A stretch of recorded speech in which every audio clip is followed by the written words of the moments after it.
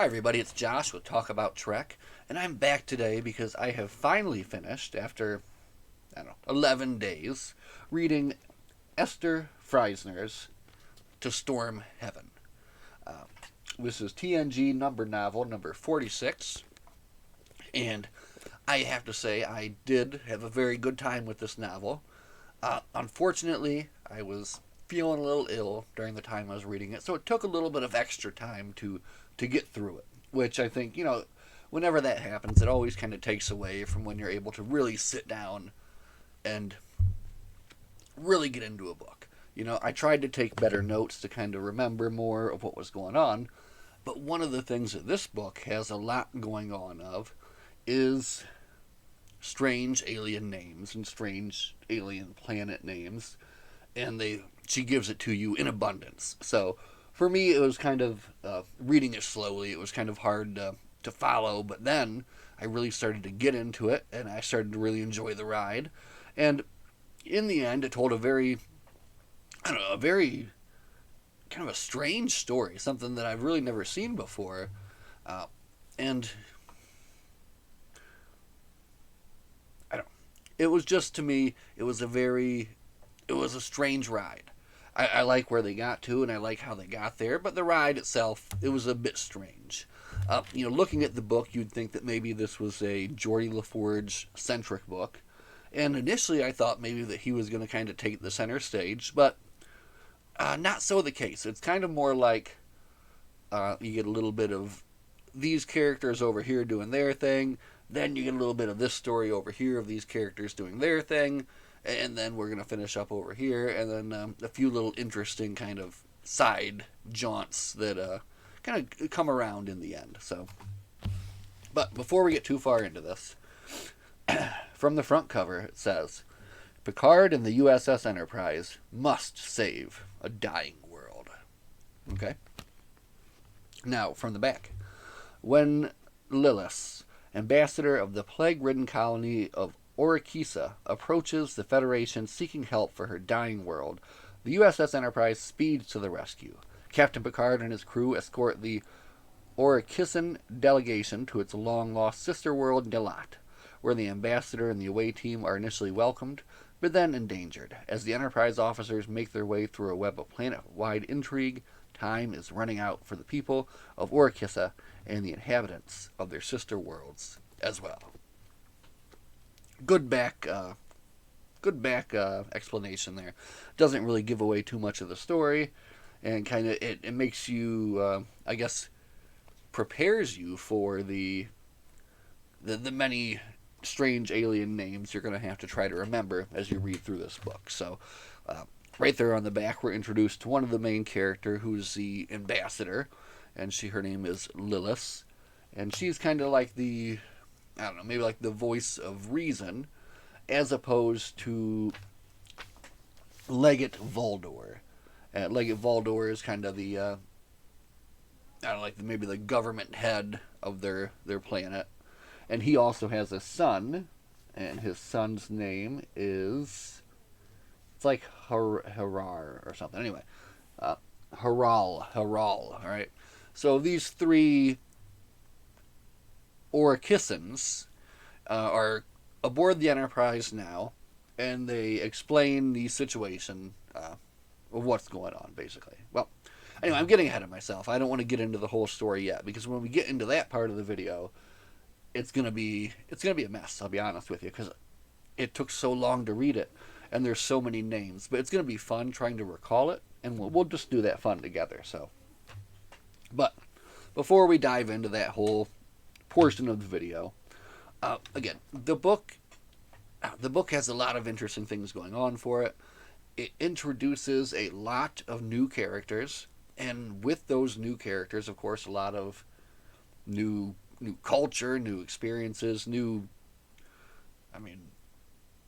even before they get to the main part of the story, there was like a whole section of other sister worlds and things that they were looking for what they needed, and so it seemed to me there was so much going on in here. And then with everything going on in here, there is a little side story thrown in about Dr. Crusher gifting a hamster to Alexander. So then you have that too, right? And then you have Worf dealing with this hamster situation, and then they even bring that around in the end to the whole story. So, I mean, it all comes full circle. So, again, if you pick it up and you're looking for a Geordi LaForge tale, you're not going to get that. But you do get poor Geordi. It seems like he's always kind of getting the short end of the stick, in the romantic department. And that kind of plays here in this novel as well. He does some. He plays an interesting role in this. It's not his typical engineer solving a problem role. It's something completely different. So that was interesting. Other characters really kind of shared, I guess, the rest of the spotlight. Picard did not get too much of a feature at all, honestly. More some interesting things going on with an away mission with Riker and Troy. So just it's a mix. It's a mixed bag of a book, but it's fun and it's a good read. And if you can read it, over a closer period of time, I think that you'd really have a good time with it. And you kind of get into this. There is kind of a mystery going on. They're trying to figure out what's happening, and behind everything, this kind of driving need of this plague that's devastating everything. So, very good, very interesting, and as always with every book that I talk about on this channel, I recommend you to read To Storm Heaven by Ester Friesner. So, yeah. Now, if you don't want to know any of the details of the story, you can feel free to leave now, and make sure to leave me a thumbs up, and what else you're supposed to do? Ring the bell. Ring the bell, right, so that you know whenever I post an exciting video talking about Star Trek books. Right? They are exciting, I swear. Okay. They are to me. They are to me. It's exciting to me. Yeah. Okay. So, anyway, I tried hard to take good notes. And look, oh my gosh, look at this, everybody. It fell apart. Look. Oh, the back fell right off of it today. This thing is in a terrible state. I have some Scotch tape. I'm going to try to bring it back to life here. But, anyway. From my notes, the story starts with a prologue. You are introduced to basically an old woman who's passing away, dying. So you really have no idea kind of what's going on here in this beginning section. But then they speak of this kind of important woman in the village who got stolen away, and everyone is kind of worried about it, so yeah. She's been taken. And then they talk about how basically like she just disappeared in front of them. So you kind of have the idea there's something going on there. So, and this is a primitive culture too. They have not. I don't think they've even advanced to anything of like kind of the Renaissance era, even like that. So we're thinking medieval era kind of people probably. So now then the book begins with basically the 3 Orikissans on the Enterprise. And here's the deal. And they explain it at some point. So, the Orikissans, as a planet, started out on this planet Scarus. And then over time, they expanded, they grew out, and they grew out to all these different worlds. And basically have so many different colonies and sister worlds out there. Some that do not even know that they exist, some that do, some that are part of the Federation, some that aren't. But what they've discovered is basically they went back to the ruins of their old planet, they've started poking around, and in doing that, they've caught some kind of old disease, which is spreading among all the people on that old planet, all of the archaeologists and researchers and all that. So the mission here is that they are to find the cure for this, which they believe to be this plant called Naraska, something like that. So the ambassador, we got a frog. Hang on.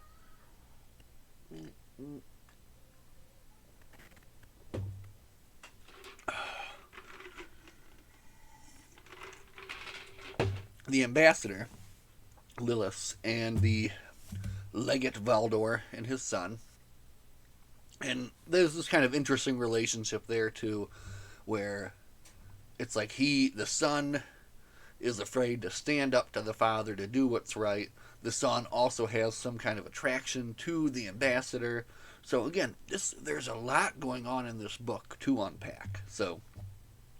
But initially it starts out where they're searching around for this plant. They've already been searching for a while to no avail. Nobody on any of the sister worlds has any idea of it whatsoever. So kind of one of their last chances, I guess, here is they're going to go to Ashkar. So, and this is when things start getting a little mysterious and weird, right? They get to Ashkar, and listen, I might be telling this wrong because I read it over the period of 11 days, and sometimes these things kind of run together. So, if I put something before something, or if I tell something wrong, just forgive me, and just enjoy the story, because, I mean, it's a fun one way or another. But, they arrive on Ashkar, and they're kind of surprised to find that there's another planet there as well, which is called Nalat. So these two planets are like, in kind of orbit close to each other. They reach out to the Ashkarians, who have like some level of technology. They have a good level of technology, and they're basically saying like, don't worry about that other planet. No, that's just where we keep our prisoners and we train some troops. Just talk to us. You don't have to worry about them at all. Immediately, everyone's like, okay, yeah, that's not suspicious at all. So they have to find out what is actually going on Nalat. So they send down an away team, and this is going to be Riker and Troy, Ambassador Lilith, and Data to go down to this planet and just kind of reconnoiter. And also, the main purpose of the mission, of course, try to find this plant that can cure their home planet. So that's the driving force behind everything. And then sometimes that kind of gets pushed away as they explore like this culture and like their religion, and it just gets very, very in depth. And there's a lot going on between. And it kind of took me a little bit to figure what really was going on. And basically, what it was that the Ashkarians are kind of keeping the Nilashans down. They are purposefully keeping them, from advancing technologically. They are coming through and they are now actually taking, when like they notice that someone kind of gets too bright, they will actually take them and take them back to Ashkar, and they have kind of instilled in the Nilashans like this whole false religion and false pretense that they get taken away to this heavenly planet, when they die or when they're taken away or whatever. So there's just a lot to unpack here, really. But a lot of there's some interesting scenes that come in when you get to see the away team kind of interacting with the people of the planet, kind of learning their customs and that kind of thing. And I really enjoyed that whole, like, that was like its own little section of the book itself, really. And I did really enjoy that part. And then kind of the other part that they had was, so you have the away team on Nalat looking for clues, looking for things there.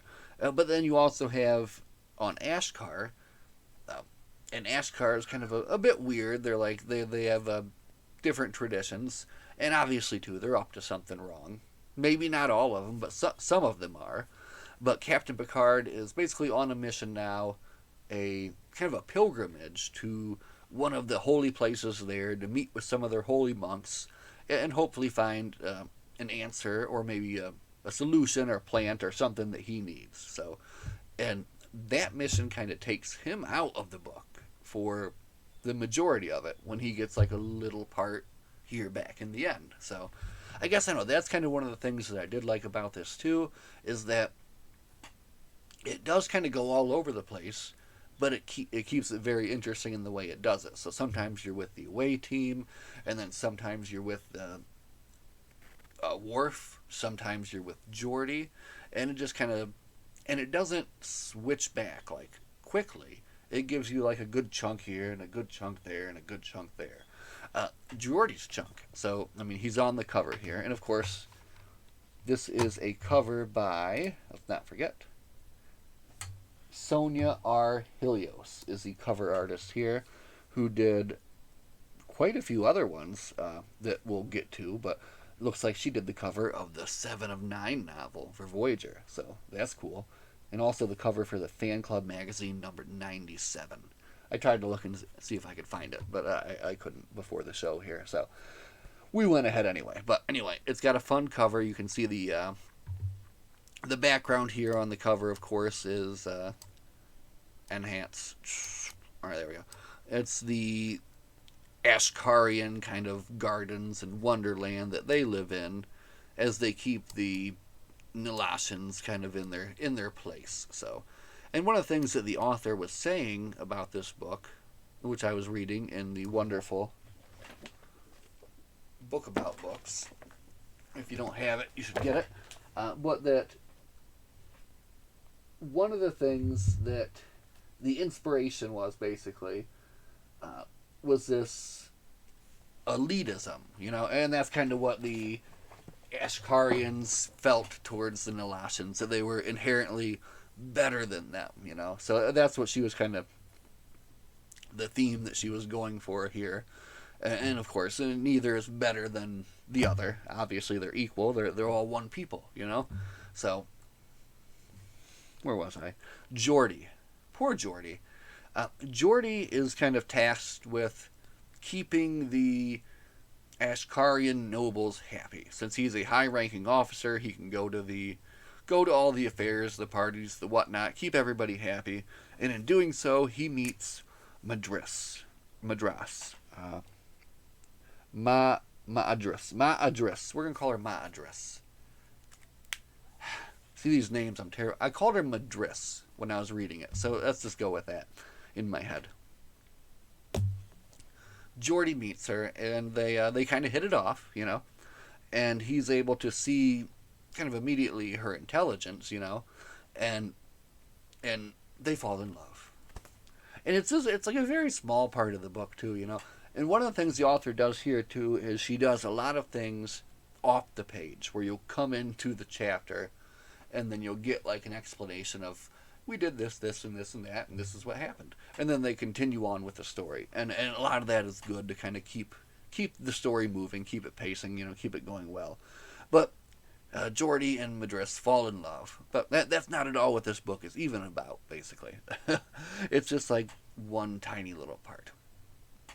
But he's able to kind of help her realize her potential, realize what she can do, and then she becomes essential in the return trip to Nilat, which comes up. So keep that in mind.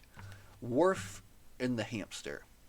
So there wasn't enough going on in this book, apparently, and the author decided we needed a little bit of a side story here, where Dr. Crusher gifts a pet to young Alexander. And first off, you never gift a pet to a kid. As soon as I read that, I'm like, what? She knows better than that. That is ridiculous. You always ask the parent first. What the hell? What the heck? Why would they do that? Anyway, of course, Worf is not impressed by this hamster. He views it as an unworthy animal for a warrior to have, you know. So he's trying to get Dr. Crusher to take it back, but he doesn't want to look like the bad guy to his son. So he's trying to figure out a way to make that happen without making him look like the bad guy. So this is your little kind of humorous side story that you get, and it kind of dips into it a couple of times throughout the story.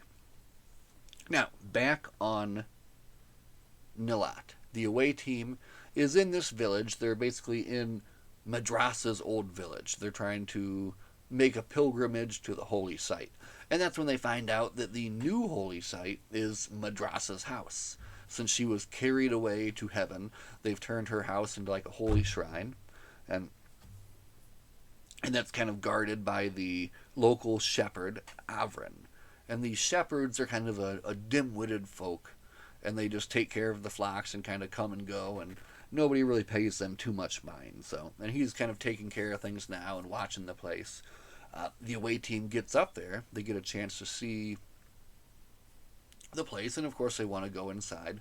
They don't know that this, or they believe this Avrin is just a simple shepherd, so they kind of get loose-lipped in front of him and say some things that they shouldn't. And also, in searching around in that place, they found a piece of technology that shouldn't be there in that hut. And they kind of break it down that it is a piece of Ashkarian technology, and that's when kind of the mystery starts to unfold. That the Ashkarians send these undercover agents to Nalat to monitor, to pick out and pull away the smartest minds, to keep them pushed down. And now they have some kind of proof of that. And it would appear to be that Madrasa's mother would be one of these agents. Big twist in the story. Madrasa's mother, Legate Vald... No. Okay. Legate Valdor, no. There is the leader, who I've not brought up yet, of Ashkar, Udar Kishrit. Do you see how could anyone keep track of this? This is ridiculous. Udar Kishrit is the leader of Ashkar. Udar Kishrit had a daughter. She was an agent. She went to Nalat. She fell in love with a man, decided to give up her duty, and decided to stay there on Nalat, where they had Madras. And apparently this is something that has happened before as well. So they have these agents that the Ashkarians can send out, and now it's revealed that the shepherd Avren is one of these agents. He is not really a dull-witted person, and he turns the tables on the away team, and with the help of, there's like a whole nother person and his name that I'm forgetting here, but basically it's the leader of the village who's also got a thing for Madras, and they were maybe they were going to be together before she was called up to heaven, you know. But anyway, this guy has a little bit of a mental ability, and he is able to put like a mental suggestion into Riker to kind of make him just go prone, basically. And then I think they also do something to the ambassador to kind of brainwash her to their side. And then Troy is taken hostage, I believe, and then they have to arrange a way to get them out of there. So, this is not a action-filled book at all. I mean, really, I think there's a tiny bit of action when Worf possibly shoves someone to the ground. Another thing it is not is a space book. There's no space battles. There's none of that. So it's got a whole lot of very interesting other things going on, but none of that. So just like I said, it's a very weird and wild and fun TNG book. So anyway, let's take it down to the end here, because we're getting close to the finish line. They set up a rescue mission. I think Data, Madras, Geordi are going to go down and save the away team. Geordi comes up with the bright idea of kind of doing it up. He comes up with some fireworks, some extra things, and they kind of march into town with Madras at their heels and she's returned, of course. So they're able to turn the tides, free the away team, but the initial problem is still there. The Ashkarian leadership still will not admit that they've done wrong, and they're saying, well, we're just going to keep on keeping these people down because they are not as good as us. They are less than us. So now you have this kind of, this struggle between the leadership of these two planets. So, and maybe this is why Geordi's on the cover, because he does come up with this plan. Maybe not the greatest one, but he sends Geordi to meet with the leadership of the Nalashans and bring them to the ship, beam them up kind of against their will. And in the meantime, they get all the leadership of the Ashkarians up to the ship too, get everybody up into the conference room, see if they can't hash it out and get something figured out here. So uh, it doesn't work. Basically, in the end, all they end up doing is arguing with each other. And here again is where we get kind of the initial action of the book, or the only action of the book. The Nalashans use their mental powers to kind of freeze everybody there in the room. But eventually, Worf is able to free himself and shove one of them down, and they kind of break the mind control. And they're still trying to figure out a way that they can, solve this problem. So, and a solution is finally arrived at the end. And I'm trying to remember right now exactly what it is. It was a good solution, too. Yeah, it was basically where, so they're going to slowly bring the Nalashans kind of up to where they ought to be by returning the people they stole. And then in returning them, these people can kind of come back with bits and pieces of technology so that they can start building themselves up to the level that they were, stopped from getting to. So, there's a plague. Don't forget about the plague. Now, that is solved as well, and it's solved by the hamster. So, the side story with the hamster goes like this. I'm not even going to get into it. Basically, it gets to the point where Worf actually reaches down to grab the hamster because he's had enough. He's going to give it to someone to remove it. The hamster bites his finger, and it really holds on to his finger. Now the hamster has Worf's respect, and he gives the hamster a new name. It's a Klingon name. Let's see if I can find it here. Yes, I do have it. Perfect. Okay. The Klingon name of Thoth Gaboth Il, which basically means the tribble who fights with honor. So, but the hamster sniffs out on the shepherd's hat a strange dried flower. And when he eats some of it, the hamster passes out. And then when they kind of look into that and see, well, why did that happen? They discover that that is the plant they were looking for. So everything gets solved at the end by the hamster. It's kind of like the very last minute. And that's not even really the story. So what a strange ride, really. In the end, Madras ends up being the ambassador to Oriskin. So she leaves to kind of help better her people. And it's said at the end that Geordi gave up his love so he could save a world. Which I guess is nice, but too bad for Geordi. But all in all, man, to Storm Heaven, that was fun and that was a ride. And it was a ride to talk about, which is one of the things that I really like. So, but we got to stop it there because that's 27 minutes and 53 seconds talking about this very fun and very strange Star Trek book. So if anyone's with me till the end, as always, live long and prosper. And we'll see you all in the next one. Bye. Where's my mouse? Oh my gosh. Okay, there it is. Bye.